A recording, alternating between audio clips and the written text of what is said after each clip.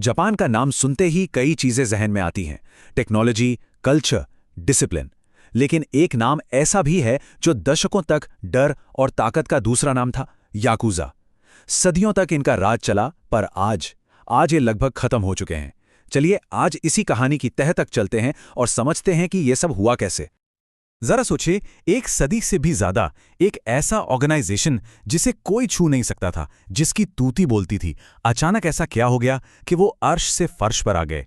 क्या था वो जिसने जापान के सबसे खूंखार माफिया को घुटनों पर ला दिया? इसका जवाब वो बिल्कुल नहीं है जो शायद कोई सोचेगा। कोई बंदूकों की लड़ाई नहीं, कोई बड़ा पुलिस क्रैकडाउन नहीं। नहीं, असल में ये एक खामोश मौत थी।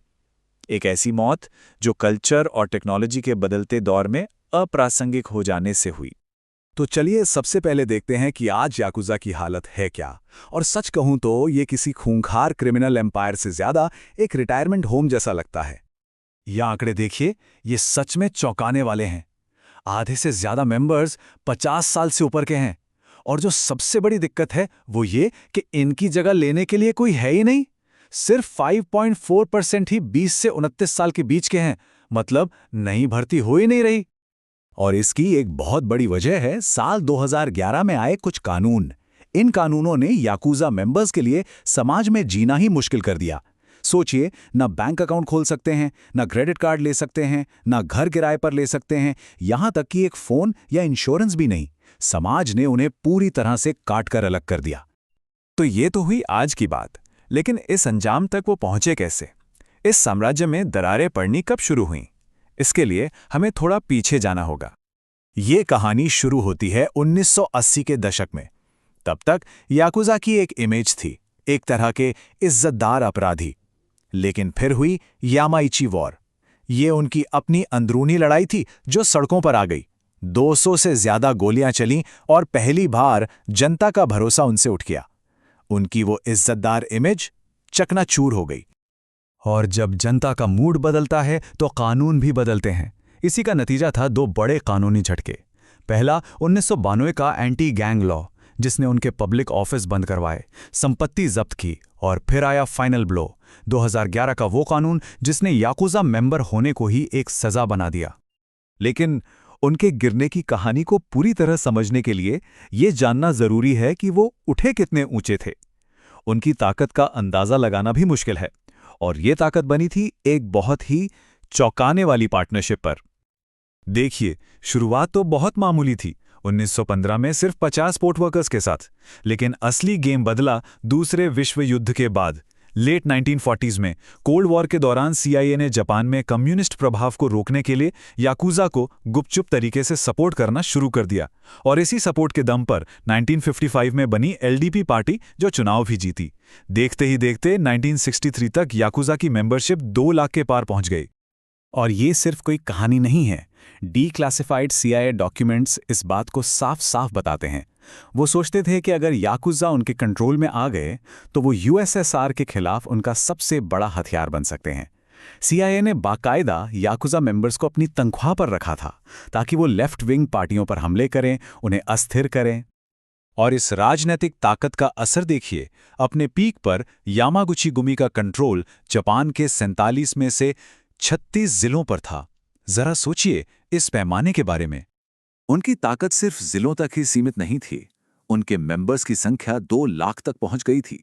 ये उस वक्त की जापानी सेना से भी बड़ी फोर्स थी। और जाहिर है, इतनी ताकत मतलब बेहिसाब पैसा। हम बात कर रहे हैं 1950s की, और तब भी उनकी सालाना कमाई 10 बिलियन येन थी। आज के हिसाब से ये रकम बहुत बहुत बड़ी होगी। तो इतनी ताकत, इतना पैसा, इतना प्रभाव, फिर भी वो ढह गए। क्यों? क्योंकि फाइनल नॉकआउट पंच वहां से आया जिसकी उन्हें उम्मीद ही नहीं थी। ये चोट लगी अगली पीढ़ी से।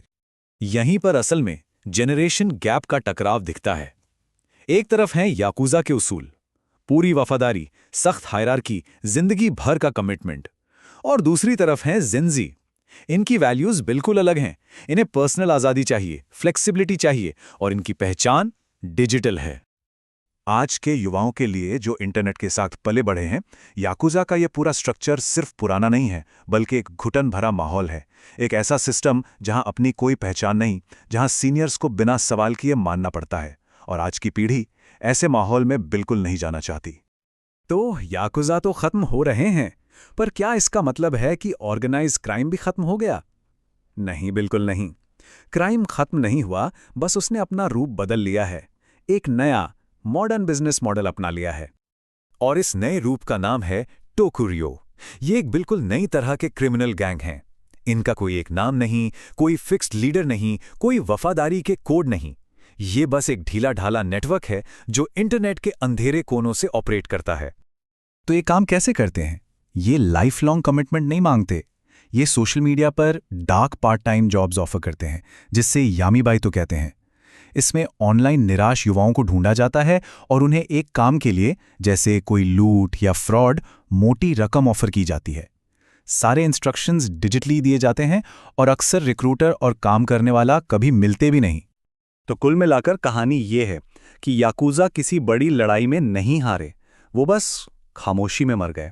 जेनजी ने उन्हें हराया नहीं, बस उनकी दुनिया का हिस्सा बनने से इनकार कर दिया, और इसी ने उन्हें इररेलेवेंट यानी अप्रासंगिक बना दिया। तो याकुजा प्रासंगिकता की लड़ाई तो हार गए, पर अब मैदान में कौन जीत रहा है? उनकी जगह ये नए बिना चेहरे वाले डिजिटल गैंगस्टर्स ने ले ली है। और ये एक बहुत बड़ा सवाल छोड़ जाता है, एक ऐसे दुश्मन से कैसे लड़ा जाए जिसका कोई चेहरा ही नहीं है?